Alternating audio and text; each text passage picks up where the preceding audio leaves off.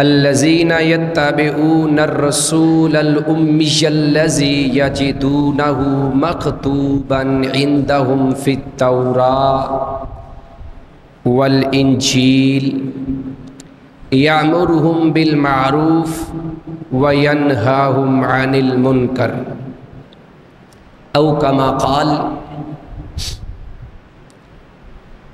انما یعمر مساجد اللہ من آمن باللہ والیوم الآخر واقام الصلاۃ وآت الزکاۃ ولم یخش الا اللہ فعسى أولئك أن يكونوا من المهتدين أو كما قال وقال هرقل لأبي سفيان رضي الله عنه ماذا يأمركم قال ابو سفیان رضی اللہ عنہ قلت یقول اعبدوا اللہ وحدہ ولا تشرکوا به شیئا واترکوا ما یقول آباؤکم ویأمرون بالصلاۃ والصدق والعفاف والصلہ رواہ البخاری او کما قال۔ اللہ تبارک و تعالی کا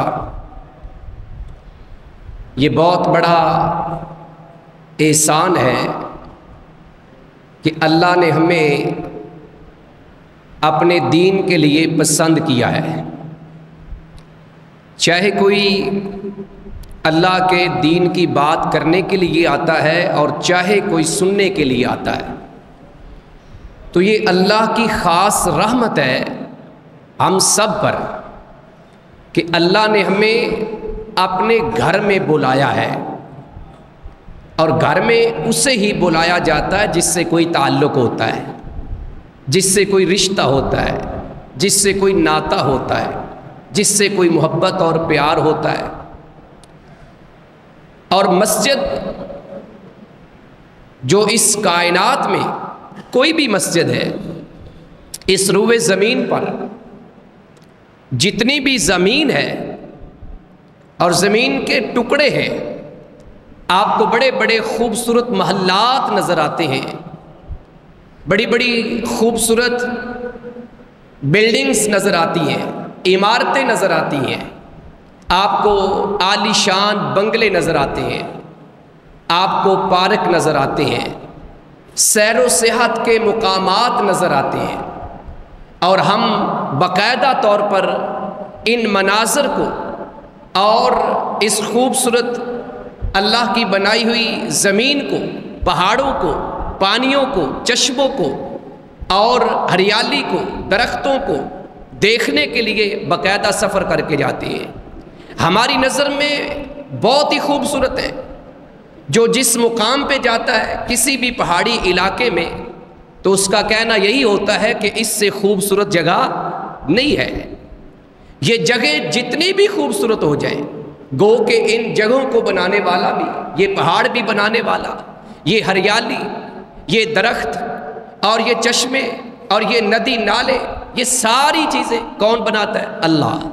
لیکن یہ ساری چیزوں کی خوبصورتی، ان کا حسن، ان کی دلکشی اور یہ گرینری، یہ سبزہ، یہ سب کچھ اپنی جگہ پر ہے۔ اس کے باوجود اس کائنات میں روئے زمین پر اگر سب سے زیادہ جو چیز، جو جگہ، جو ٹکڑا عرش والے رب کو پسند ہے، وہ اللہ کا گھر مسجد ہے، وہ اللہ کا گھر مسجد ہے۔ پیارے پیغمبر علیہ السلام کے پاس ایک صحابی نے رضی اللہ عنہ نے آ کے سوال کیا کہ اللہ کے ہاں پسندیدہ جگہ کون سی ہے اور اللہ کے ہاں ناپسندیدہ جگہ کون سی ہے؟ रसूलुल्लाह सल्लल्लाहु अलैहि वसल्लम ने उसका जवाब अभी नहीं दिया, इतने में सैयदुना जिब्रील अमीन अलैहिस्सलाम आ जाते हैं। आप अलैहिस्सलाम ने ये सवाल हज़रत जिब्रील अलैहिस्सलाम के सामने रखा कि मुझे तो इसका जवाब नहीं आता, आप बताएं कि अल्लाह के यहाँ पसंदीदा जगह कौन सी है, और वो कौन सी जगह है जो अल्लाह के यहाँ काबिल नफ़रत है, जिससे अल्लाह मोहब्बत नहीं करता, उसे नापसंद करते हैं। जिब्रील अलैहिस्सलाम ने कहा कि मुझे भी इसका जवाब नहीं आता। जिब्रील अमीन अलैहिस्सलाम अल्लाह के पास जाते हैं और अल्लाह के पास जाकर ये बात रखते हैं कि इस तरह मेरे से सवाल हुआ है। कहा क्या जवाब दिया? कहा मैंने ये जवाब दिया। कहा जाओ दोबारा और मेरे पैगंबर अलैहिस्सलाम को बता दो कि मेरे यहाँ शहरों में से, बस्तियों में से, इलाकों में से और ज़मीन के हर टुकड़े से अगर कोई पसंदीदा, कोई महबूब तरीन जगह है तो वो मस्जिद है। वो क्या है? मस्जिद है। ये कौन कह रहे हैं? अर्श वाले रब फरमा रहे हैं कि वो कौन सी जगह है? मस्जिद है।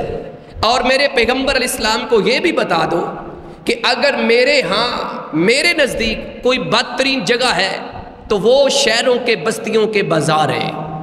आज देख लें, जो बदतरीन जगह है वहाँ लोग ज़्यादा जाते हैं। एक है ज़रूरत के मुताबिक जाना, एक वैसे ही टाइम पास करने के लिए।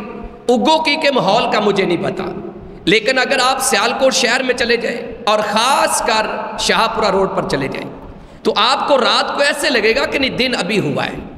और बदकिस्मती का आलम यह है कि जो ही फजर का टाइम होने लगेगा तो ये क्लोजिंग शुरू करते हैं और ये जो सारी सारी रात नौजवान वहाँ कुर्सियों पे बैठ के कभी चाय, कभी कुछ, ये भी फिर बोरिया बिस्तर गोल करते हैं, अपनी बाइक्स लेते हैं, घरों की तरफ चल पड़ते हैं, मसाजिद की तरफ जाते नहीं है, सारी रात बदतरीन जगहों पे गुजारते हैं। और जो सबसे अल्लाह की पसंदीदा जगह है वहाँ जाना इनको नसीब नहीं होता। तो ये एक तमहीद के तौर पे आपके सामने बात रखी है कि आप जिस जगह पे बैठे हैं ये कोई आम जगह नहीं है, बल्कि अल्लाह के यहाँ सबसे बेहतरीन पसंदीदा जगह ये जगह है जहाँ आप बैठे हैं। तो इस एतबार से भी जब आप पसंदीदा जगह पर बैठे हैं तो आप अल्लाह के पसंदीदा बंदे हैं। अब हमने जो गुफ्तगू करनी है उसके ऊपर दो बातें आपने ज़हन में रखनी है। एक तो ये है कि मुझे हमारे मोहतरम शेख डॉक्टर नसार मुस्तफ़ा हाफिज़हुल्लाह ताला उन्होंने मैसेज करके जो हुक्म दिया, एक तो ये था कि मस्जिद के हवाले से बात करनी, मस्जिद की आबादकारी, मस्जिद की फजीलत मुख्तसर, और दूसरा प्यारे पैगंबर अलैहिस्सलाम की सीरत को बयान करना है। और जब मैं प्यारे पैगंबर अलैहिस्सलाम की सीरत को बयान करूँगा तो उसमें कुरान की शान, अज़मत, मुकाम सब कुछ अंदर आ जाएगा। तो पहले हम बात करेंगे मस्जिद की फजीलत के ऊपर, बिल्कुल मुख्तसर। सूरह अत-तौबा की आयत नंबर 18 है, 10वां पारा है, और सूरह अत-तौबा की आयत नंबर 18 याद रखना है। अल्लाह तबारक व तआला ने एक बहुत बड़ी बात की है, आपने इसको ध्यान से सुनना है, दिल में जगह देनी है और फिर लोगों को मैसेज भी देना है। अल्लाह फरमाते हैं इन्नमा यामुरु मसाजिदल्लाह। इन्नमा कालिमा हसर है, हर तरह के शक को ख़त्म कर देता है, हर तरह के शुबे को ख़त्म कर देता है। हकीकत ये है, हकीकत क्या है? ये है कि अल्लाह के घरों को आबाद करते हैं। यामुरु मसाजिदल्लाह, अल्लाह के घरों को आबाद करता है या करते हैं कौन? मन, वो शख्स। अब ये जुमला बड़ा आम है, कुरान कह रहा है कि अल्लाह के घर जो मसाजिद हैं उनको आबाद करता है या करते हैं कौन? मन आमन बिल्लाह, जिसका अल्लाह पर ईमान होता है। जो अल्लाह पर ईमान ले आता है वो कभी भी मस्जिद की खराबी में हिस्सेदार बनता नहीं है। वैसे तो हमारा अलमिया है, हम मसलक को छोड़ दें کسی بھی مسلک کی مسجد میں چلے جائیں لیکن وہاں صف اول کے نمازی ہیں، چاہے وہ سنیوں کی ہے، وہابیوں کی ہے، دیوبندیوں کی ہے، اہل تشیع کی ہے، جس کی بھی ہے، مسجد کے اندر آپ چلے جائیں، صف اول کا نمازی ہے، اذان خود کہتا ہے، تکبیر بھی خود پڑھتا ہے، لیکن مسجد کی خرابی میں سب سے زیادہ کردار بھی اسی کا ہوتا ہے، کیونکہ وہ کہتا ہے میں چودھری ہوں، حالانکہ مسجد میں کوئی بھی چودھری نہیں ہے، مسجد میں کوئی بھی نمبردار نہیں ہے۔ اگر کسی کو مسجد کے انتظام کے حوالے سے کوئی ذمہ داری دی گئی ہے تو اس کا قطعاً یہ مطلب نہیں ہے کہ وہ مسجد کا مالک بن گیا ہے۔ مسجد کا مالک اللہ ہے، وہ خادم ہے، وہ نوکر ہے، اس کو تو اس بات کے اوپر اللہ کا شکر ادا کرنا چاہیے کہ اللہ تعالیٰ نے مجھے خدمت کا موقع دیا ہے، اللہ نے اپنے گھر کی نوکری کے لیے رکھا ہے، اس بات کے اوپر اللہ کا شکر ادا کرنا چاہیے۔ بہرحال مسجد کو جو آباد کرتا ہے وہ ایمان والا ہوتا ہے، واقعی اس کا اللہ پر ایمان ہوتا ہے، اور جو مسجد کی آباد کاری کے خلاف جاتا ہے، جو مسجد میں انتشار پیدا کرتا ہے، اس کا مطلب ہے کہ قرآن کی اس آیت کے مطابق اس کا ایمان اللہ پر مضبوط نہیں ہے۔ تو مسجد کو کون آباد کرتا ہے؟ یاد رکھنا ہے، من آمن باللہ، جو اللہ پر ایمان لے آیا، جو اللہ پر ایمان لے آیا وہ کیا کرتا ہے؟ مسجد کو آباد کرتا ہے۔ والیوم الآخر، ایک تو اس کا اللہ پر ایمان ہوتا ہے اور دوسرے نمبر پر آخرت پر ایمان ہوتا ہے، آخرت پر یقین رکھتا ہے، آخرت کو مانتا ہے کہ اگر میں نے دنیا میں مسجد کی آباد کاری کے خلاف کوئی بات کی، مسجد میں کوئی انتشار والی، کوئی فتنہ فساد والی بات کی، مسجد میں کسی نمازی کو پریشان کیا، مسجد کے امام اور خطیب کو تکلیف دی، تو پھر قیامت والے دن اللہ تبارک و تعالیٰ کٹہرے میں کھڑا کر کے مجھ سے حساب لے لیں گے۔ لہٰذا جب اس کا اللہ پر ایمان ہو اور آخرت کے دن پر ایمان ہو تو وہ کبھی بھی مسجد کی یعنی بربادی تو نہیں، میں لفظ بولوں گا، بربادی لفظ خطرناک ہے، یعنی آباد کاری کے خلاف نہیں جاتا، مسجد میں انتشار نہیں پلائے گا، فتنہ نہیں پلائے گا، وہ کیا کرے گا؟ مسجد کو آباد کرے گا۔ اگر کسی نمازی نے آ کے کہہ بھی دیا آپ نے یہ پنکھا نہیں چلایا، کوئی بات نہیں، چلا دیتا ہوں، کیا ہو جائے گا؟ لیکن ہمارے ہاں تو جو مسجد کا صدر ہوتا ہے وہ مسجد میں داخل ہوتا ہے، قاری صاحب پنکھا نہیں چلایا، مولوی صاحب اے سی نہیں چلایا، کیسے ہم مسلمان ہیں؟ اور کہیں ریپر پڑا ہوا ہے، تینوں نظر نہیں آتا اگر مسجد میں خادم رکھا ہوا ہے، اور اگر مسجد کا امام ہی خادم ہے اور اس کے پیچھے نمازیں پڑھتے ہیں، اس کی اقتداء میں نمازیں پڑھتے ہیں، اور اسے کیا کہتے ہیں؟ یہ نظر نہیں آتا۔ حقیقت میں قاری صاحب کو نظر نہیں آتا، ان کو نظر آتا ہے، یہ کہنے والے کی آنکھیں اندھی ہیں، اس کو نظر نہیں آتا۔ آپ کو ایک مثال دیتا ہوں، اس کائنات میں ابھی آپ پیارے پیغمبر اسلام کی شان، ان کا مقام سن رہے تھے، ان کی مدح سن رہے تھے۔ اس کائنات میں مخلوقات میں سب سے اعلیٰ مخلوق انسان ہے، اگر وہ انسان بن جائے، اور انسانوں میں سب سے افضل اعلیٰ انبیاء اور رسل ہیں۔ انبیاء اور رسل میں سے کچھ خاص ہیں، ان خاص الخاص میں سب سے ٹاپ آف لسٹ میرے اور آپ کے پیارے آقا محمد رسول اللہ صلی اللہ علیہ وسلم ہے۔ اب ذرا جملے کے اوپر غور کرنا ہے، سب سے عظیم ہستی اللہ کی مخلوق میں سے کائنات کے امام پیغمبر ہیں، سید الانبیاء ہیں، سید الرسل ہیں، خاتم النبیین ہیں، ساقی کوثر ہیں، اس سے بڑی بات کیا ہو سکتی ہے؟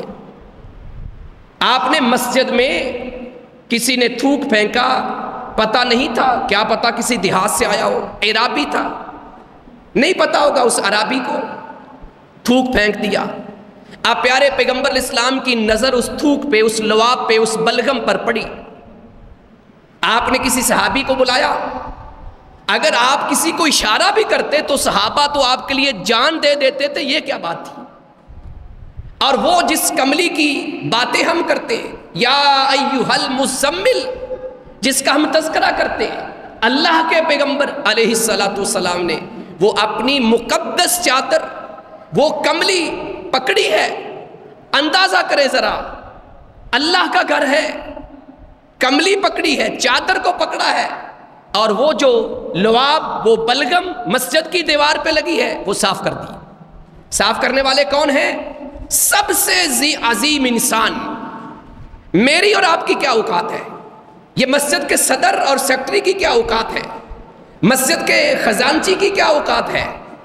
ہماری تو شان کم ہو جاتی ہے کہ میں تو 4 فیکٹریوں کا مالک ہوں، اب مسجد میں صفائی کروں گا۔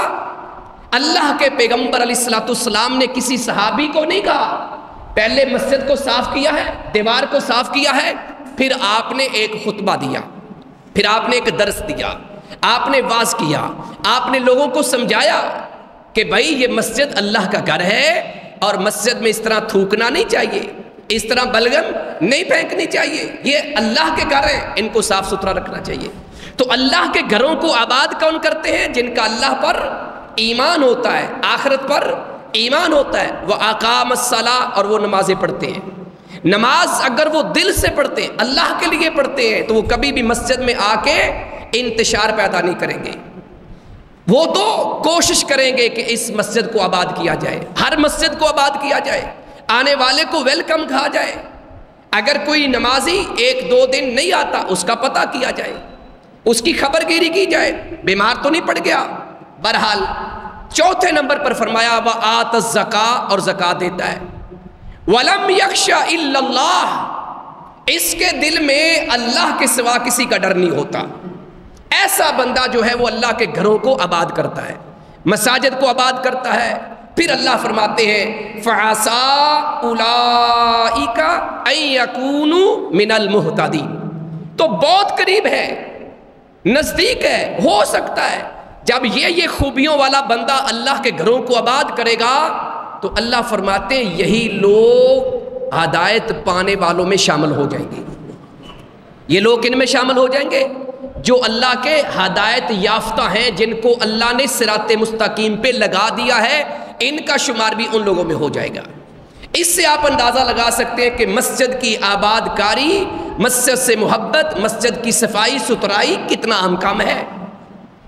صحیح المسلم کی روایت ہے، پیارے پیغمبر علیہ الصلوۃ والسلام فرماتے ہیں کہ 7 قسم کے لوگ ایسے ہیں جو اللہ کے عرش کے سائے کے نیچے کھڑے ہوں گے قیامت کے دن۔ 7 یظلہم اللہ فی ظلہ یوم لا ظل الا ظلہ، 7 قسم کے، 7 لوگ نہیں، ایک قسم میں 7 بندے بھی ہو سکتے ہیں، 7 لاکھ بھی ہو سکتے ہیں، 7 کروڑ بھی ہو سکتے ہیں، اربوں ہو سکتے ہیں۔ 7 قسمیں ہیں، کیٹاگریز ہیں، ایک کیٹاگری میں ہم سارے بھی آ سکتے ہیں، اللہ کے آگے تو مشکل نہیں ہے۔ 7 بندے نہیں، 7 قسم کے، تو ایک قسم میں ہزاروں لاکھوں کروڑوں ہو سکتے ہیں۔ 7 قسم کے لوگ ایسے ہیں کہ اللہ قیامت کے دن انہیں اپنا یا اپنے عرش کا سایہ دے گا، جس دن اللہ کے یا اللہ کے عرش کے سوا، سائے کے سوا کسی چیز کا سایہ نہیں ہوگا۔ آپ نے گنتے گنتے بات کی، اس میں ایک اس بندے کا ذکر کیا جس کا تعلق مسجد کے ساتھ بھی ہے۔ وَرَجُلٌ قَلْبُهُ مُعَلَّقٌ بِالْمَسَاجِدِ، پیارے پیغمبر علیہ السلام فرماتے میری بات نہیں ہے، یقین کے ساتھ عمل شروع کر دو، رب کعبہ کی قسم قیامت کے دن اس عمل کی وجہ سے اللہ آپ کو اپنا یا اپنے عرش کا سایہ نصیب کر دے گا انشاءاللہ۔ وَرَجُلٌ قَلْبُهُ، وہ آدمی، اس کا دل، قلبُهُ، قلب دل کو کہتے ہیں، اس کا دل، معلقن، معلق ہے، جڑا ہوا ہے، لگا ہوا ہے، کس کے ساتھ؟ اللہ کے گھر مسجد کے ساتھ۔ وَرَجُلٌ قَلْبُهُ مُعَلَّقٌ بِالْمَسَاجِدِ، مسجدوں کے ساتھ محبت کرتا ہے۔ اس کے کئی مطلب ہے، ایک تو یہ ہے ایک نماز پڑھتا ہے، دوسری کی فکر میں رہتا ہے کہ میں نے مسجد میں جا کے نماز پڑھنی ہے، یہ بھی مسجد کے ساتھ تعلق ہے، یہ بھی مسجد کے ساتھ کیا ہے؟ تعلق ہے۔ اور دوسرا مطلب کیا ہے؟ اس کی آباد کاری میں بڑھ چڑھ کے حصہ لیتا ہے، زیادہ وقت مسجد میں گزارتا ہے، اس کی صفائی ستھرائی میں حصے دار بنتا ہے۔ ایسے بندے کے بارے میں فرمایا اللہ قیامت کے دن اسے اپنا سایہ نصیب فرمائیں گے، جس دن اللہ کے سائے کے سوا کسی چیز کا سایہ نہیں ہوگا۔ کتنا بڑا مقام ہے۔ اور جو مسجد کی صفائی کرتا ہے، مسجد کی صفائی اور ستھرائی کے اندر، ویسے ہم ایک حدیث بڑی پیش کرتے ہیں، الطہور شطر الایمان، صفائی ایمان کا حصہ ہے۔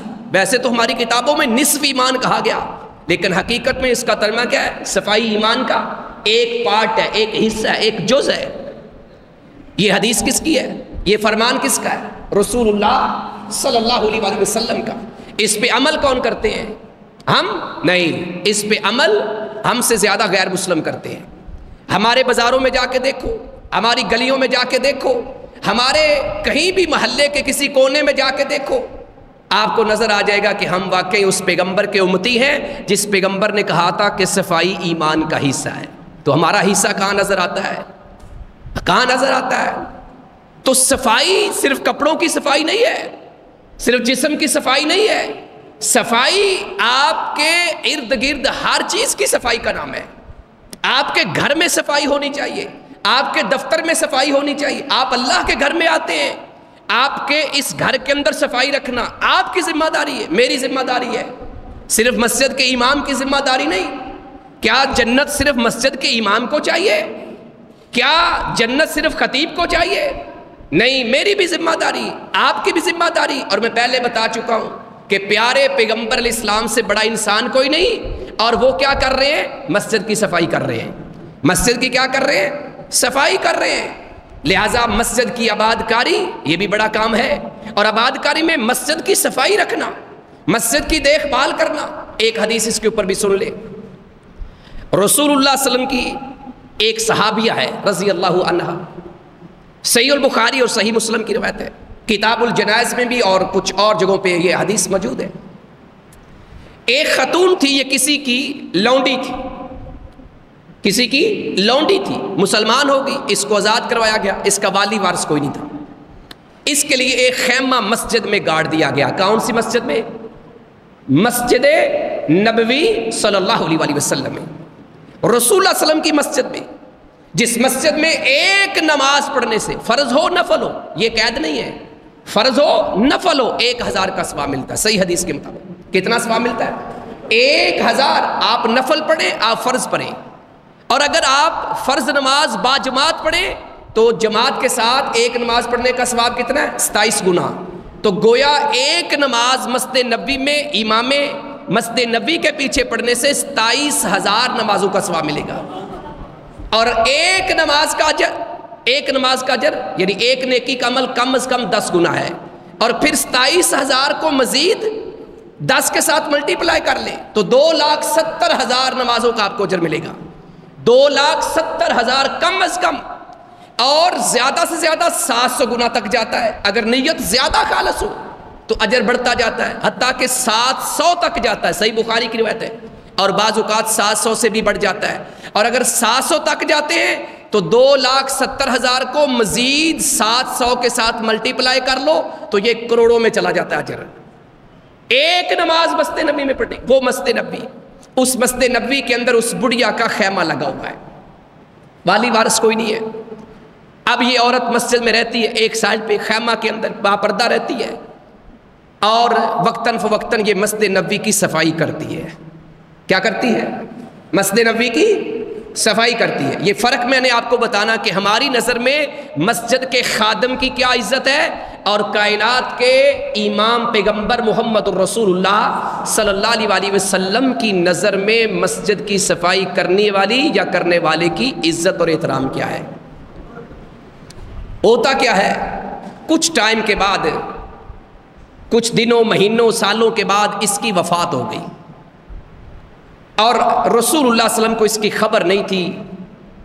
رات کا وقت تھا، صحابہ نے جنازہ پڑھایا رضوان اللہ علیہ اجمعین نے، اور اس کو دفن کر دیا۔ ذہن میں کیا تھا؟ مسجد کی خادمہ ہے، مسجد کی کیا ہے؟ خادمہ ہے، صفائی کرنے والی ہے۔ اب اس کے لیے حضور کو اٹھائیں گے صلی اللہ علیہ وآلہ وسلم۔ اب ہمارے ہاں تو ہمارے علماء سارے، میں تو ایک طالب علم ہوں، تو بڑے اچھے علماء ہیں اور بڑے جید علماء ہیں۔ ہمیں تو رات کو سوتے ہوئے ہم ویسے فون آف کر دیتے ہیں، کوئی مرتا ہے تو مر جائے، ہمیں کیا لگے، ہم نے کیا کسی کا کوئی قرض دینا ہے؟ اور اگر کبھی غلطی سے موبائل فون آن رہ بھی جائے تو ہم نے فون سننا ہی نہیں ہے، نظر انداز نظر انداز نظر انداز۔ بہرحال یہ ایک الگ موضوع ہے۔ پیارے پیغمبر علیہ السلام کو صحابہ نے، حالانکہ اللہ کے پیغمبر علیہ السلام نے منع نہیں کیا، صحابہ کرام نے آپ کو بتایا نہیں ہے، یہ بڑی اہم بات کرنے لگا ہوں۔ ہوا کیا؟ اس کو دفن کر دیا۔ 1-2 دن گزرے، اب وہ خاتون نظر نہیں آ رہی۔ رسول اللہ صلی اللہ علیہ وسلم کو وہ خاتون جو مسجد کی صفائی کرتی ہے وہ نظر نہیں آتی۔ اللہ کے پیغمبر علیہ السلام صحابہ کرام رضوان اللہ علیہ مجمعین سے پوچھتے ہیں کہ وہ عورت کہاں ہے؟ بتایا گیا کہ وہ فوت ہو چکی ہے۔ کہا کب؟ کہا فلاں فلاں دن۔ مجھے نہیں بتایا۔ وجہ بتائی کہ یہ رات کا ٹائم تھا، ہم نے مناسب نہیں سمجھا۔ یہاں پہ جو میرے پیارے آقا علیہ الصلوۃ والسلام نے جملہ بولا ہے نا، اگر ہمارا اللہ کے پیغمبر علیہ السلام پر ایمان ہے تو آج کے بعد ہم وعدہ کر لیں خود بھی خادم بنے، اور جو مسجد کا خادم رکھا ہوا ہے اصل میں وہ تمہارا اور میرا خادم نہیں، وہ تو اللہ کے گھر کا خادم ہے، اس کی عزت کرنا شروع کر دیں، اور کبھی بھی زندگی کے اندر اس کو اف نہ کہیں، اوئے توئے نہ کریں۔ میں نے اپنی آنکھوں سے دیکھا ہے، شہر کی ایک مسجد ہے، ڈاکٹر صاحب جانتے ہیں، میں نام نہیں لینا چاہتا، مناسب نہیں ہے، صدر صاحب کرسی پہ بیٹھتے ہیں اور مسجد کا امام رب کعبہ کی قسم اس کے پاؤں میں بیٹھتا ہے۔ صدر صاحب سے جب بات کرنی ہوتی ہے، صدر صاحب جب اس کو بلاتے ہیں تو اس کے پاؤں میں بیٹھتا ہے، اور صدر صاحب کرسی پہ بیٹھے ہوئے ہیں۔ ہمارے لیے مر مٹنے کا مقام ہے، اور پھر ہم کہتے ہیں دین کا کام نہیں ہو رہا، پھر ہم کہتے ہیں لوگ دین کی طرف نہیں آ رہے، لوگ اپنے بچوں کو مدارس میں نہیں بھیجتے، اس لیے نہیں بھیجتے کہ بھائی مسجد کے امام اور مسجد کے خطیب کی عزت ہی کیا ہے۔ ہاں وہ تو اللہ کے ہاں تو ہے، لیکن یہ 4 ٹکے رکھنے والے دنیا دار طبقہ کے ہاں اگر نہیں بھی ہے تو کوئی مسئلہ نہیں، لیکن ہماری حالت یہ ہے کہ ہم مسجد کے امام اور خطیب کو بھی ویسے ہی ٹریٹ کرتے ہیں، ویسے بیہیو کرتے ہیں جیسے ہم فیکٹری میں بیٹھے ہوئے ایک ورکر کو بلاتے ہیں اور اس کی ماں بہن ایک کر دیتے ہیں۔ یہ ہماری حالت ہے، اور یہ ایک مسجد کی داستان نہیں، 20 مسجدیں سیالکوٹ کی موجود ہیں جہاں امام اور خطیب وہ بیچارہ ایسے جیسے کوئی بھیک مانگنے کے لیے بیٹھا ہوا ہے، اسی امام کے پیچھے تم نمازیں پڑھتے ہو۔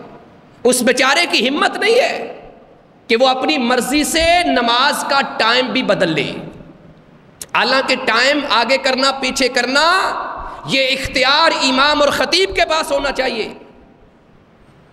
او بھائی، مسجد کے صدر کو جس نے ایک لفظ عربی کا نہیں پڑھا، جس نے نماز کے اوقات کے بارے میں ایک حدیث نہیں پڑھی، اس کو کیا اختیار ہے کہ میں نماز کا ٹائم چینج کروں گا؟ جس نے حدیثیں پڑھی ہیں، جس نے نماز کے اوقات کے بارے میں قرآن سے پڑھا ہے کہ کس نماز کو کس وقت پڑھنا افضل ہے اور کس وقت لیٹ پڑھنا افضل ہے، وہ امام کو پتہ ہوگا، وہ مسجد کے صدر کو پتہ نہیں ہوگا۔ لیکن چونکہ صدر صاحب ہیں، لہٰذا امام کی جرت نہیں ہے کہ وہ اپنی مرضی سے لفظ بھی بول جائے۔ یہ ہماری دینداری ہے۔ پیارے پیغمبر علیہ الصلوۃ والسلام نے جب صحابہ کرام رضوان اللہ علیہ مجمعین نے کہا نا کہ وہ فوت ہو گئی، اچھا یہاں پہ جو جملہ بولا ہے، آپ علیہ السلام فرمانے لگے کیا تم نے اس کے معاملے کو معمولی سمجھا ہے؟ کیا مطلب ہے؟ تمہاری نظروں میں وہ ایک عام خاتون ہے، تمہاری نظروں میں مسجد کی خادمہ ہے، بس تم سمجھتے ہو اس کی کوئی اہمیت نہیں ہے، اس کا کوئی مقام نہیں ہے، اس کی کوئی عزت نہیں ہے۔ اللہ کے پیغمبر علیہ الصلوۃ والسلام فرمانے لگے دلانی الی قبرہا، مجھے اس کی قبر بتاؤ۔ کون کہہ رہے ہیں؟ پیارے پیغمبر علیہ الصلوۃ والسلام۔ ایک غریب خاتون ہے، بالی وارث کو نہیں، کسی چودھری کی بیوی نہیں، چودھری کی ماں نہیں ہے، کسی ایم پی اے کی ماں نہیں ہے۔ ہمارے ہاں یہ بھی چلتا ہے، کسی بڑے عالم کو کہہ دو، ایک محلے کا عام بندہ فوت ہو گیا، وہ فون کرے میرے ابا جی فوت ہو گئے، کہتے ٹائم نہیں۔ اسی گاؤں کے اندر، اسی محلے کے اندر چودھری کی بیوی فوت ہو گئی، فون کریں گے، حضرت صاحب بھاگتے ہوئے آئیں گے، ان کو پتہ ہے جیب گرم کر کے بھیجیں گے۔ یہاں پہ نہ چودھری کی بیوی ہے، نہ چودھری کی ماں ہے، نہ چودھری کی بہن ہے، عام سی خاتون ہے، عام سی۔ اللہ کے پیغمبر فرما رہے ہیں دلانی الی قبرہا، میرے پیغمبر چاہتے تو مسجد نبی میں بیٹھ کے دعا کرتے تو میرے اللہ نے وہ دعا وہیں قبول کر لینی تھی، مغفرت کی دعا اسی ٹائم قبول کر لینی تھی۔ لیکن مجھے اور آپ کو بتانے کے لیے کہ مسجد کی خادمہ ہو یا خادم ہو، اس کی اہمیت کیا ہے، میرے پیغمبر کہتے ہیں یہ نہیں کہا دعا کریں، نہیں کہا مجھے اس کی قبر بتاؤ، دلانی الی قبرہا، مجھے اس کی قبر کی طرف لے کے چلو، رہنمائی کرو میری۔ صحابہ کرام رضوان اللہ علیہ مجمعین اس کو نبی علیہ السلام کو لے کے اس قبر پہ پہنچے، اور پھر قبر پہ جا کے حضور نے خالی ہاتھ اٹھا کے دعا نہیں کی۔ حالانکہ عام طور پہ حضور قبرستان جاتے تھے تو کیا کرتے تھے؟ دعا کرتے تھے۔ کیا کرتے تھے؟ دعا کرتے تھے۔ اس قبرستان میں مدفون لوگوں کی مغفرت کی اور اپنے وہاں جانے کی کہ ہم بھی یہاں آنے والے، دعا کیا کرتے تھے۔ لیکن اب کی بار حضور نے خالی دعا اس طرح نہیں کی۔ صحیح بخاری صحیح مسلم کے الفاظ، میرے پیغمبر علیہ الصلوۃ والسلام اس خاتون جو مسجد کی خادمہ تھی، جو مسجد میں جھاڑو لگاتی تھی، جو مسجد کی صفائی کرتی تھی، آپ نے اس کی قبر کے اوپر ایک امام کی حیثیت سے کھڑے ہو گئے، جو صحابہ ساتھ گئے تھے وہ آپ کے پیچھے کھڑے ہو گئے، اور میرے پیغمبر علیہ السلام نے اس بڑھیا کا دوبارہ جنازہ پڑھایا۔ کس عورت کا؟ ذرا تھوڑا سا اپنے ایمان کو چیک کر لیں، تھوڑا سا سوچیں۔ میں نے پہلے شروع میں کہا ہے کہ اللہ کی مخلوق میں سب سے افضل مخلوق انسان ہے، اور انسانوں میں سب سے افضل، اعلیٰ، اولا، بہتر وہ کون ہے؟ انبیاء اور رسل۔ انبیاء اور رسل میں سے کچھ خاص ہیں، تلک الرسل فضلنا بعضهم علی بعض، بعض کو بعض پہ اللہ نے فضیلت دی۔ وہ جو بعض ہیں جن کو اللہ نے سب سے زیادہ مقام دیا، ان میں سے بھی ہمارے پیغمبر علیہ السلام سب سے پہلے نمبر پر ہیں۔ بات سمجھا رہی ہے؟ انہوں نے جنازہ پڑھایا ہے۔ کنہوں نے جنازہ پڑھایا ہے؟ آپ کے علاقے میں کوئی مشہور خطیب گجرانوالہ میں، سیالکوٹ میں تو چلو آپ کہیں گے ہمارے اپنے علاقے کے ہیں، گجرانوالہ فیصل آباد سے کوئی گجرانوالہ سے کسی عالم کا نام بتا دیں جو آپ کی نظر میں بڑی مشکل سے اس کا ٹائم ملتا ہے۔ فیصل آباد کے کسی خطیب، کوئی اچھے پائے کے خطیب کا کسی کا نام بتا دے، مشکل تو نہیں ہے، ڈاکٹر صاحب سے پوچھ لیتے ہیں۔ عبد المنان راسخ صاحب حافظہ اللہ تعالیٰ، اللہ کے نیک بندے ہیں، میں ایک اعتراض کی بات نہیں کر رہا، ویسے سمجھانے کے لیے۔ اگر وہ میرے باپ کا، میری ماں کا، میری بیوی کا یا آپ میں سے کسی کی ماں کا جنازہ پڑھا دیں تو کیا کریں گے ہم اسی وقت سوشل میڈیا کے اوپر، فیس بک کے اوپر لگائیں گے کہ شیخ صاحب نے میری والدہ محترمہ کا جنازہ پڑھایا ہے، اور سوشل میڈیا دیکھنے والے فوراً سمجھ جائیں گے کہ جس کی والدہ کا جنازہ پڑھایا ہے وہ کوئی عام بندہ نہیں، وہ کوئی عام بندہ، کیونکہ جس لیول کے شیخ صاحب ہیں حافظ عبد المنان راسخ حافظہ اللہ تعالیٰ ہیں، اس لیول کے لیے کوئی بڑا بندہ ہے، کوئی بڑا چودھری ہے یا بڑے بلند و بالا مقام والا کوئی عالم ہے، اس لیے شیخ صاحب نے آ کے جنازہ پڑھایا ہے۔ ایسے ہی ہونا تھا نا، لوگوں کو بتانا تھا۔ لیکن یہاں پہ سوچو ذرا، اس خاتون کا جنازہ پڑھانے والے کائنات کے سب سے عظیم انسان، عظیم پیغمبر محمد رسول اللہ صلی اللہ علیہ وآلہ وسلم، اگر میری اور آپ کی ماں کا ایک پاکستان کا عالم جنازہ پڑھا دے، ہم لوگوں کو بتاتے پھرتے ہیں اور سوشل میڈیا کے اوپر پوسٹیں لگاتے ہیں، اور ذرا سوچو جس کا جنازہ کائنات کے امام پیغمبر نے پڑھا دیا، اس عورت کی شان کیا ہوگی، اس عورت کا مقام کیا ہوگا، اور وہ اللہ کے پیغمبر علیہ السلام کی صحابیہ اللہ کی جنتوں میں پہنچی ہو۔ کیسے پہنچی؟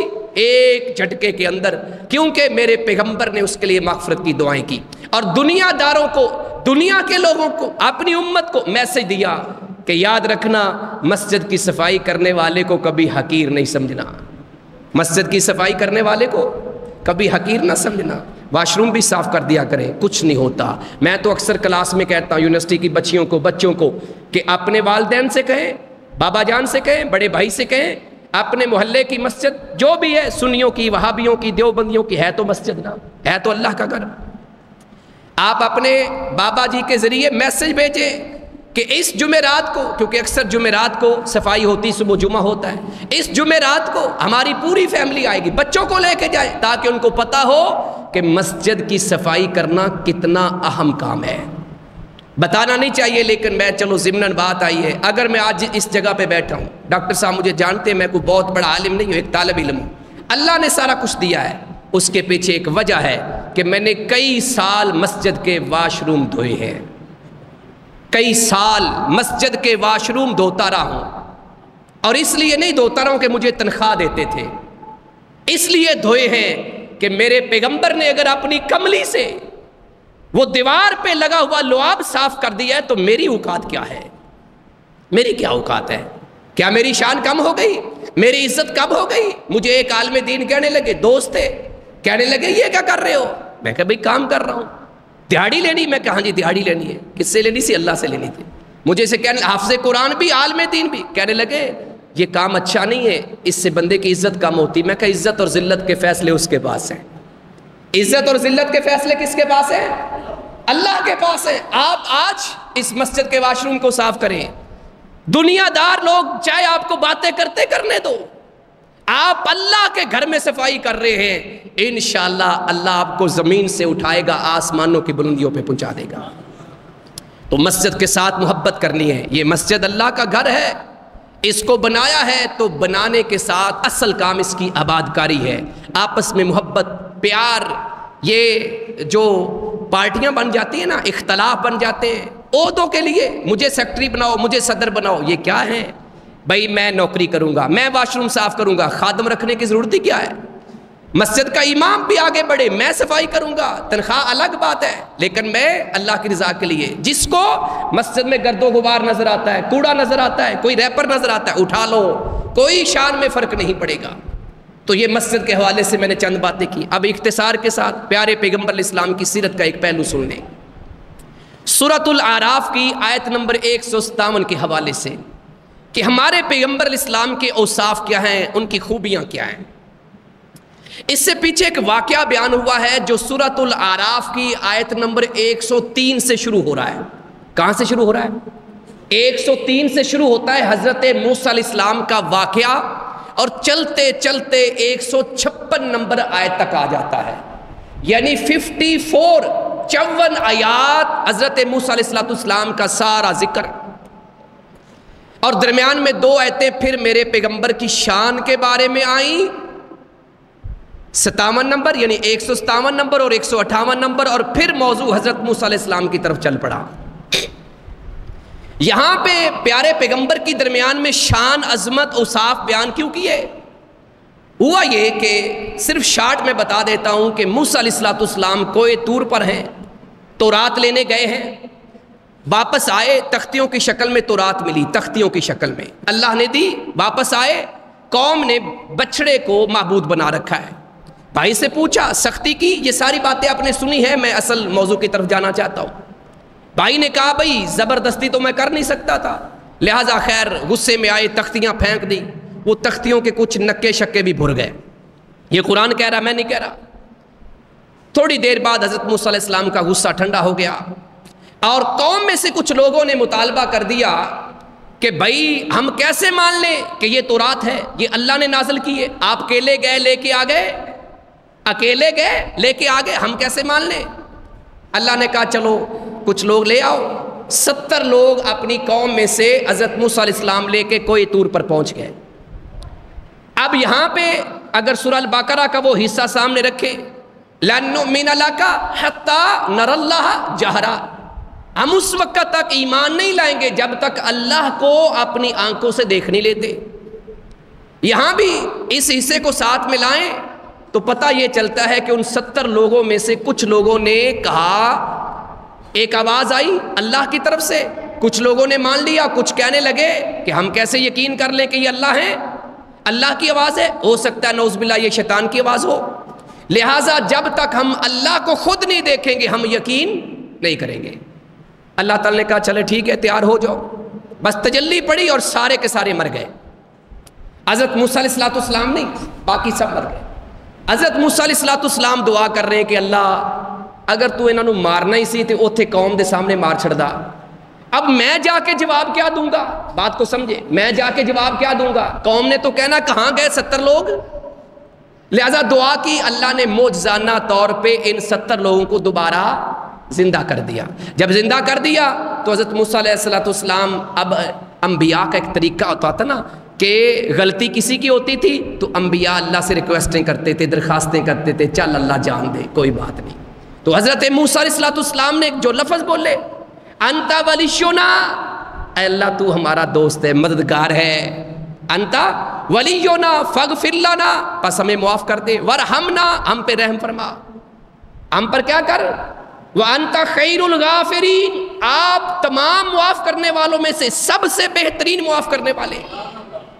اور پھر کیا کہا، اللہ ہمارے لیے وَاكْتُبْ لَنَا فِي هَذِهِ الدُّنْيَا حَسَنَةً، اللہ یہ دنیا کی زندگی ہے اس کو بھی ہمارے لیے بھلے والی بنا دے، خیر والی بنا دے، اور آخرت کو بھی، ہم تیری طرف رجوع کرنے والے، اِنَّا هُدْنَا إِلَيْكَ، جس کے جواب میں اللہ تبارک و تعالیٰ نے کہا کہ جب میں کسی کو عذاب دینے کا ارادہ کر لیتا ہوں تو پھر میرا عذاب پہنچ جاتا ہے۔ اور رہی بات دنیا میں رحمت کی، تو میری رحمت بڑی وسیع ہے، وہ تو کافروں کو بھی ملے گی، ہاں جو آخرت ہے وہ کچھ خاص لوگوں کو ملے گی۔ یہ آیت نمبر 156 چل رہی ہے، اب 156 پہ میں آ گیا ہوں، 57 پہ بھی نہیں آیا۔ رحمت میری خاص لوگوں کو ملے گی، اور پھر کہا وہ کون سے لوگ ہیں، کہا وہ لوگ جو متقی بن گئے۔ کون بنے؟ متقی، جنہوں نے تقوی اختیار کیا اور انہیں زکوٰۃ دی، اور وہ لوگ جو ہماری آیات پہ یقین رکھتے ہیں۔ آخرت صرف ایسے لوگوں کو ملے گی، اور ساتھ فرمایا الذین یتبعون الرسول الامی الذی یجدونہ عندہم مکتوبا عندہم فی التوراۃ والانجیل۔ صرف تقوی نہیں کام چلے گا، اب جب میرے آخری پیغمبر محمد الرسول اللہ صلی اللہ علیہ وسلم آ جائیں گے تو صرف تقوی کام نہیں آئے گا، تقوی بھی تب قبول ہوگا جب میرے آخری پیغمبر کو مان لیں گے، جب میرے آخری پیغمبر پر ایمان لے آئیں گے، یہود و نصارہ ہوں، دنیا کا کوئی انسان ہو۔ کہا الذین یتبعون الرسول، وہ لوگ آخرت میں کامیاب ہوں گے، آخرت کی بھلائی انہیں ملے گی۔ کون سے لوگ؟ جو میرے اس پیغمبر یعنی محمد الرسول اللہ صلی اللہ علیہ وسلم کی اتباع کریں گے۔ کیا کریں گے؟ الامیش، جو امی ہے، امی کے کئی مطلب ہیں، ایک تو امی ماں کی طرف منسوب ہے، سے ماں کو کہتے ہیں، کہ اللہ کے پیغمبر علیہ الصلوۃ والسلام جس طرح بچہ پیدا ہوتا ہے تو وہ اس طرح عالم نہیں ہوتا، علم نہیں ہوتا اس کے پاس، بعد میں سیکھتا ہے، تو نبی علیہ الصلوۃ والسلام کو دنیا کے کسی فرد نے علم نہیں سکھایا تھا، آپ کو علم کس نے سکھایا؟ عرش والے رب نے بذریعہ وہی سکھایا۔ اور امی کا ایک مطلب یہ بھی ہے کہ مکہ بستی کو ام القریٰ کہا جاتا ہے۔ کیا کہا جاتا ہے؟ ام القریٰ، بستیوں کی ماں۔ تو اس اعتبار سے کہ آپ اس بستی میں پیدا ہوئے ہیں تو اس اعتبار سے بھی آپ امی ہیں۔ بہرحال اللہ تعالیٰ کہتے ہیں کہ اس پیغمبر کی اتباع کرتے ہیں جو کیا ہے؟ امی ہے۔ کون سا رسول ہے؟ امی، الذی یجدونہ مکتوبا عندہم فی التوراۃ والانجیل، جسے یہ اپنی کتابوں میں، اپنے ہاں تورات میں، انجیل میں لکھا ہوا پاتے ہیں۔ آج بھی تورات میں تبدیلی ہو گئی، تحریف ہو گئی، انجیل میں ہو گئی، اس کے باوجود آج بھی بائبل کے اندر، بائبل اصل میں تورات اور انجیل یہ اکٹھا ایک ورژن ہے۔ شیخ صاحب جانتے ہیں ایک اولڈ ٹیسٹامنٹ ہے اور ایک نیو ٹیسٹامنٹ ہے، اردو میں کہتے ہیں عہد نامہ قدیم اور عہد نامہ جدید۔ تو آج بھی عہد نامہ جدید کے اندر، بائبل کے اندر میرے پیارے پیغمبر کی شان، آپ کے اوصاف، آپ کی خوبیاں، آپ کی سیرت، آپ کا کردار موجود ہے۔ قرآن کہہ رہا ہے یجدونہ مکتوبا، لکھا ہوا پاتے ہیں، لکھا ہوا ہے، موجود ہے، آج بھی موجود ہے، جاؤ بائبل جا کے دیکھ لو، آج بھی میرے پیغمبر کی شان تورات میں، انجیل میں موجود ہے۔ عندہم، اپنے پاس، فی التوراۃ، تورات میں بھی موجود ہے، والانجیل، اور انجیل میں بھی موجود ہے۔ اور اس کے بعد پیارے پیغمبر کی خوبی کیا بیان کی؟ یامرہم بالمعروف، وہ پیغمبر انہیں نیکی کا حکم دیتے ہیں، وینہاہم عن المنکر، وہ پیغمبر انہیں گناہ سے، برائی سے، منکرات سے روکتے ہیں۔ اب جو حکم دیتے ہیں کس چیز کا؟ نیکی کا۔ حکم کس چیز کا دیتے ہیں؟ نیکی کا۔ حکم کس چیز کا دیتے ہیں؟ برائی سے بچنے کا۔ یہ ساری برائی سے بچنے کا حکم بھی اصل میں معروف ہے، اور نہی عن المنکر بھی اسی کے اندر ہے۔ پیارے پیغمبر کی ایک حدیث میں نے آپ کے سامنے، ایک واقعہ آپ کی شان کا، آپ کی عظمت کا، آج آپ اللہ کے گھر میں بیٹھ کے اس نئی مسجد میں پیارے پیغمبر علیہ السلام کی شان سن رہے ہیں۔ یہ اللہ کا گھر ہے، یہاں سننے سنانے والے سب مسلمان ہیں۔ سب کیا ہیں؟ مسلمان ہیں، لیکن ایک وہ جگہ، ایک وہ مقام، ایک وہ دربار، ایک وہ عدالت جہاں سننے والے، سنانے والے سب کافر ہیں۔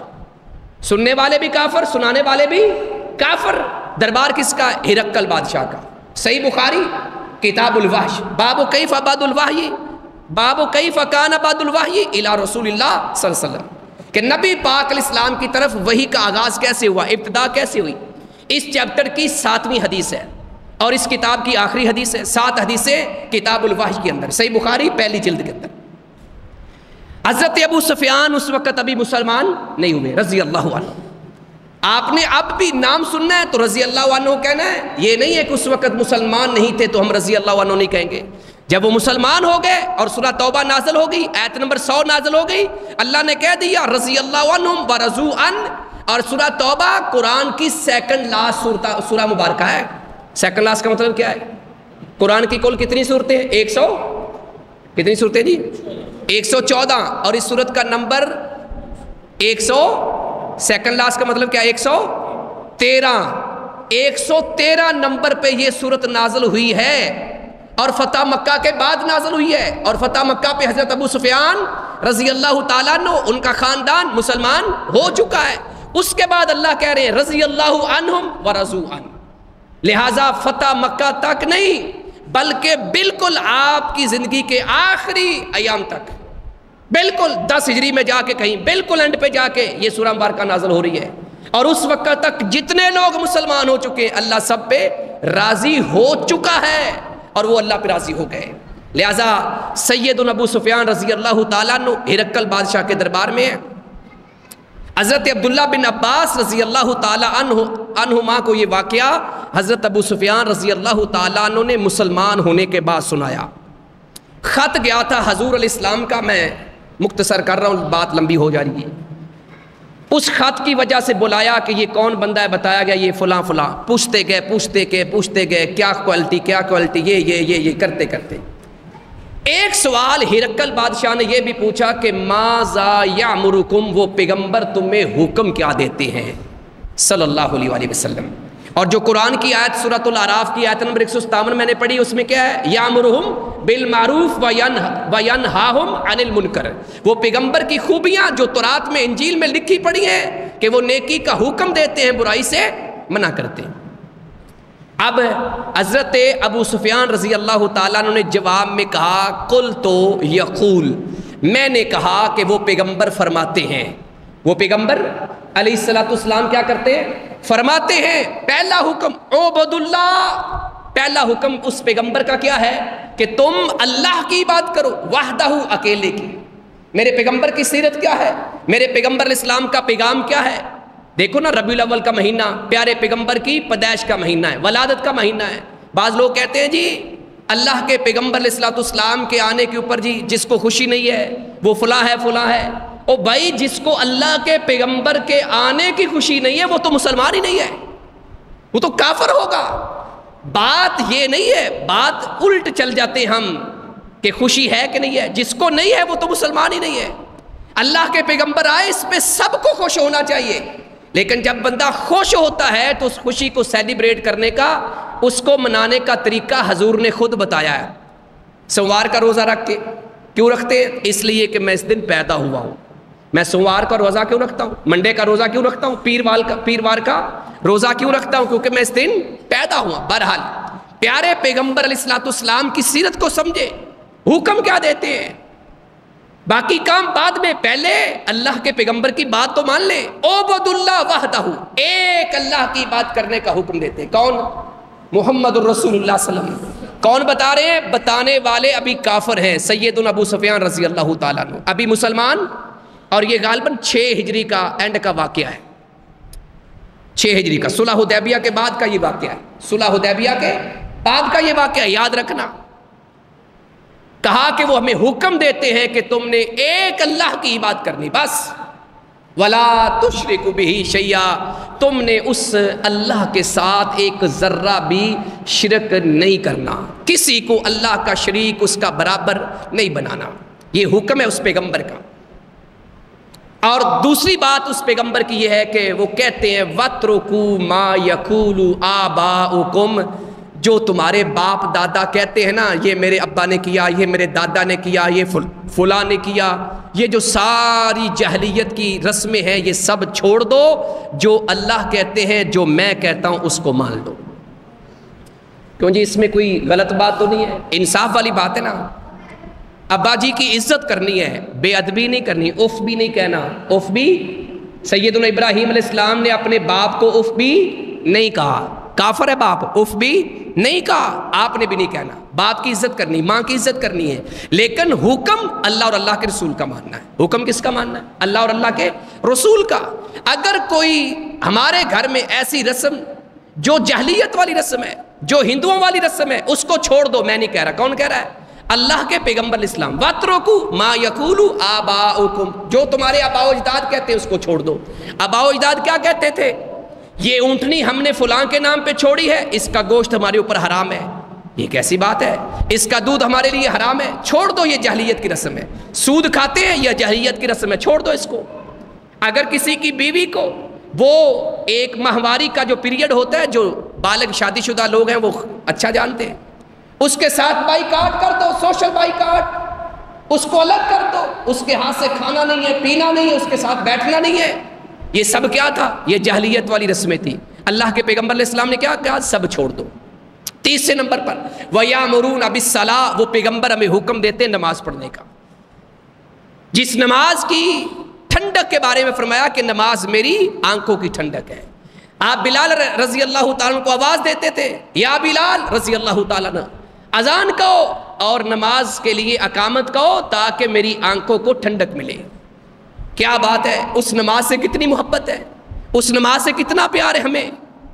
اللہ کے پیغمبر سے محبت کرنی ہے تو نماز ہی پڑھنا ہے، نماز پڑھنی ہے۔ چوتھی بات آپ نے فرمایا، حضرت ابو سفیان رضی اللہ تعالیٰ عنہ فرماتے ہیں وَالصِّدْقِ، وہ پیغمبر ہمیں سچائی کا حکم دیتے ہیں۔ کس کا حکم دیتے ہیں؟ سچائی کا۔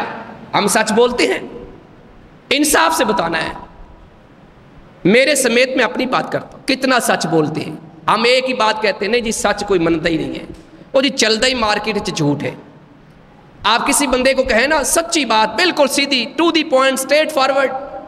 کوئی بندہ کہتا ہے یار مجھے آپ سے کام میں فلاں ٹائم ملنا چاہتا ہوں، آپ کہتے نہیں یار اس ٹائم تو میں بیزی ہوں، کہتا نہیں کچھ نہ کچھ گنجائش کر دو، کہتا یار ٹائم نہیں، چلو کوشش کرے آجے میرے گھر یار آ جانا، وہ کہتا یار میں ابھی بیزی ہوں، کہتا یار کوشش تو کرو، وعدہ تو کرو۔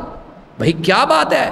ایک بندہ بچنا چاہتا لیکن آپ اس کو پنسانا چاہتے۔ آپ کسی فیکٹری والے کے پاس گئے ہیں، یہ مجھے مال تیار کر دو، کسی میکر کے پاس، وہ کہتا 10 دن بعد آ جانا، آپ کہتے نہیں یار مجھے جلدی چاہیے، میرا کسٹمر جو ہے نا وہ کہیں ناراض نہ ہو جائے، کہیں کسٹمر کہیں کسی اور بندے سے مال نہ لے لے، وہ کہتا یار نہیں 10 دن سے پہلے تیار، نہیں آپ کوشش کرو، وہ کہتا چلو جی 6 دن بعد 7 دن بعد۔ اب حضرت صاحب 7 دن بعد گئے، مال تیار نہیں ہوا۔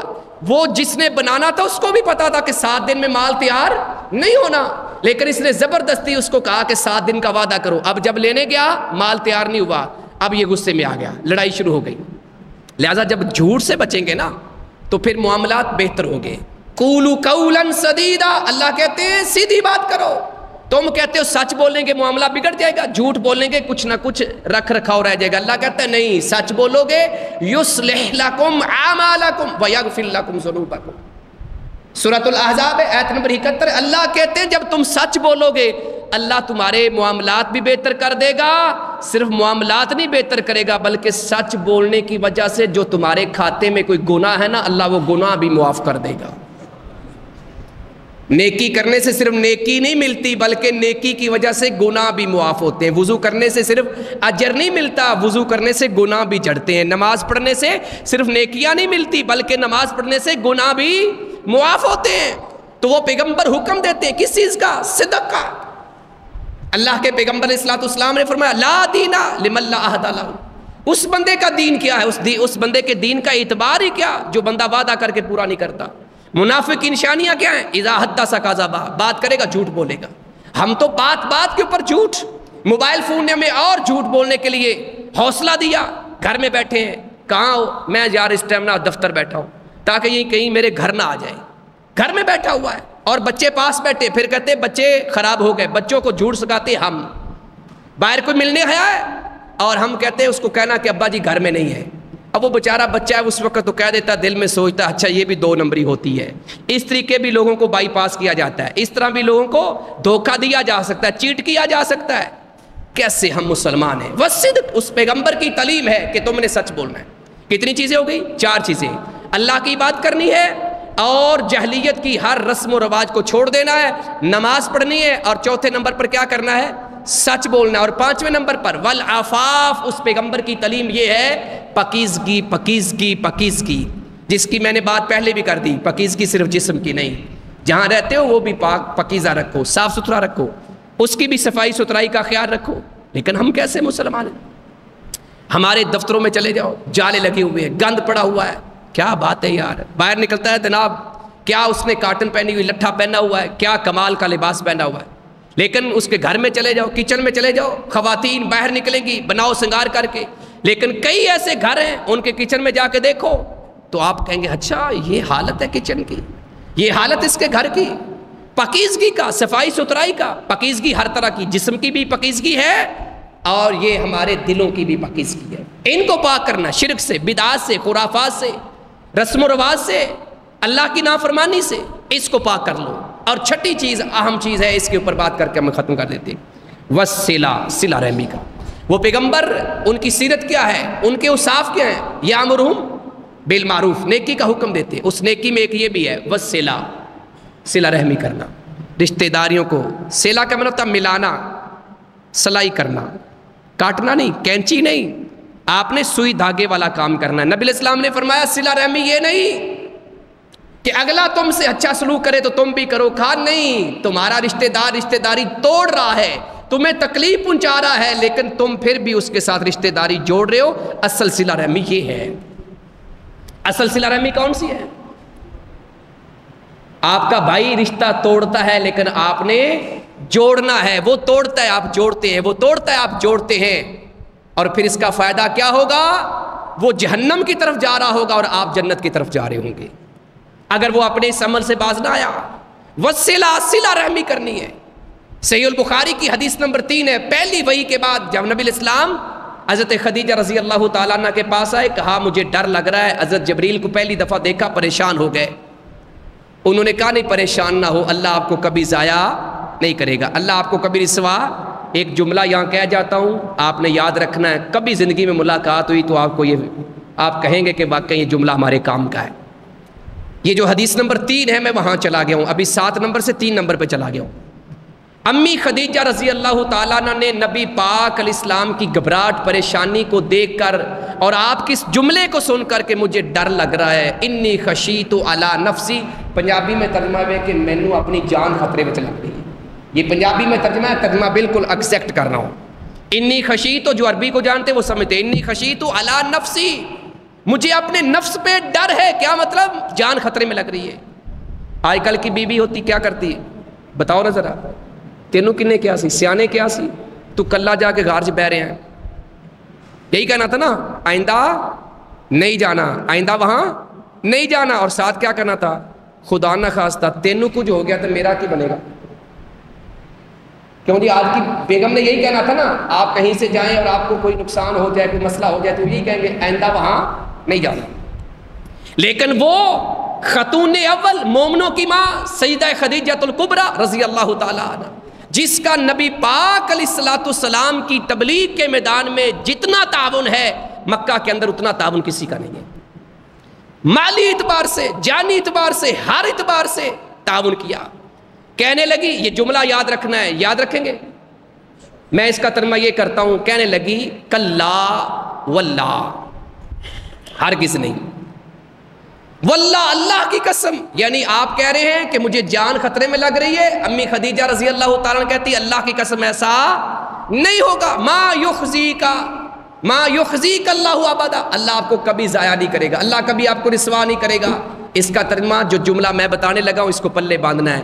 ترجمہ اس کا یہ بنتا ہے، اصل میں حضرت خدیجہ رضی اللہ تعالیٰ عنہ یہ بتانا چاہتی ہیں جو دوسروں کے لیے جیتا ہے اللہ اس کو کبھی مرنے نہیں دیتا. کیا جملہ میں نے بولا ہے؟ جو دوسروں کے لیے، اپنے لیے تو سارے جیتے ہیں نا، اپنے لیے تو سارے ہاتھ پاؤں مارتے ہیں، اصل انسانیت تو دوسروں کے لیے جینا ہے، اور میرے پیغمبر نے دوسروں کے لیے جی کے دکھایا ہے، عمل کر کے دکھایا ہے۔ گھر میں اپنے محلات نہیں بنائے، لوگوں کے کام آئے ہیں۔ جو دوسروں کے لیے جیتا ہے اللہ اس کو مرنے نہیں دیتا۔ مرنے سے مراد کیا ہے؟ اللہ اس کو قیامت تک اس کا کردار، اس کی صفات دیکھ لو۔ آج پیغمبر علیہ السلام کی سیرت زندہ ہے، آپ کا کردار زندہ ہے، آپ کا نام زندہ ہے، آپ کی رسالت زندہ ہے، اور آپ کی باتیں زندہ ہیں، اور قیامت تک زندہ رہیں گی، قیامت کے بعد بھی زندہ رہیں گی۔ جنت کے اندر بھی تذکرہ میرے پیغمبر کا ہوگا۔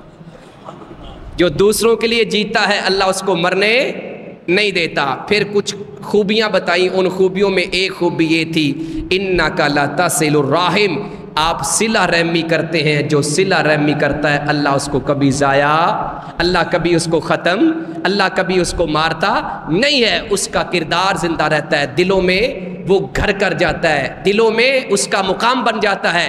تو فرمایا وہ پیغمبر حکم دیتے، چھٹی چیز، اب 7ویں حدیث پہ آ جائیں دوبارہ۔ ابو سفیان رضی اللہ تعالیٰ نے جو کہا وہ کس بات کا حکم دیتے ہیں؟ صلہ رحمی کا حکم دیتے ہیں۔ نبی علیہ الصلوۃ والسلام نے فرمایا حدیثیں پلے باندھ کے جانی ہے، خالی سن کے اور کپڑے جھاڑ کے نہیں چلے جانا۔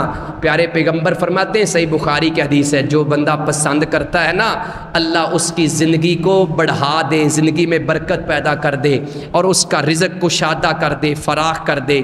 اس کے لیے لازم ہے وہ صلہ رحمی کرے۔ کیا کرے؟ صلہ رحمی۔ میرے پیغمبر مدینہ پہنچے، سب سے پہلی دعوت جو حضرت عبداللہ بن سلام، جو یہودیوں کے بہت بڑے عالم تھے رضی اللہ عنہ، جس دعوت کو سن کے وہ مسلمان ہوئے، وہ دعوت کیا تھی، پیغام کیا تھا؟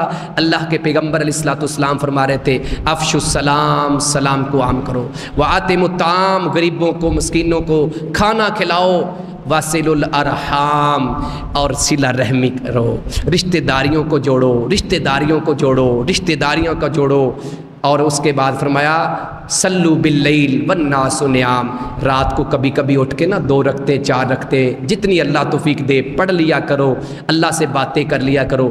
جب تم یہ کام کرو گے نا تدخل الجنت بسلام، سلامتی کے ساتھ، سکون کے ساتھ، امن کے ساتھ، چین کے ساتھ، بالکل آرام سکون سے تم اللہ کی جنتوں کے وارث بن جاؤ گے۔